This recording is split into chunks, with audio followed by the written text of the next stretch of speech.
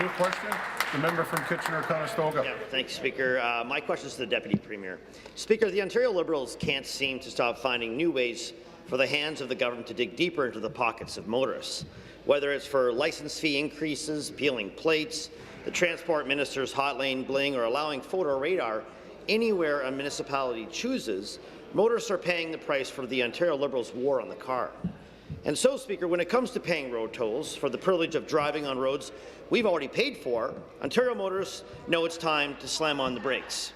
Speaker, questions surrounding the introduction of tolls on the DVP and Gardiner provide an opportunity to draw a line in the road and stop the government's use of motorists as cash cows. Can the Deputy Premier tell us if our government will say no to the Gardiner DVP road toll cash grab? Thank you. Deputy Premier. Well, Speaker, I do listen to not just this set of questions, other questions that come from opposition, and I'm always asking myself, I wonder what their plan is. And we do not have any idea what their plan is. What I can tell you, Speaker, is that investments in infrastructure are important investments. We know when they were in office, they did not make any investments in infrastructure. We're doing something different, and the City of Toronto must make investments in their infrastructure as well, Speaker. So we do understand governments have to make difficult decisions. We do understand that road tolls is a subject of conversation in Toronto.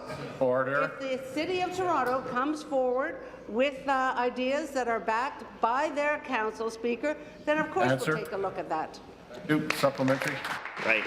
Well, our first plan will be not to waste billions like you have. Here, here. $1 billion. You take the prize for that one. Speaker, forcing people to spend more on roads they've already paid for is highway robbery, plain and simple, especially since the Conference Board of Canada told us that GTHA motorists already paid 100% of area road costs. New road tolls on the Gardiner and DVP mean they'd be paying more than 100%. In fact, a recent CAA report indicates that policymakers have many tools at hand. Make road pricing and should make road pricing a last resort. Speaker, with 905 residents already paying full cost for GTHA roads, can the Deputy Premier explain why her government is refusing to speak out against this last resort cash grab on the Gardiner and the DVP? Thank you. Deputy Premier. Speaker, this government has made investing in infrastructure a very, very high priority, Speaker. We are working to build Ontario up. We're working with our partners across the province to invest in projects that reduce traffic congestion, that get people home to their kids more quickly, Speaker. I think that's a priority everyone shares.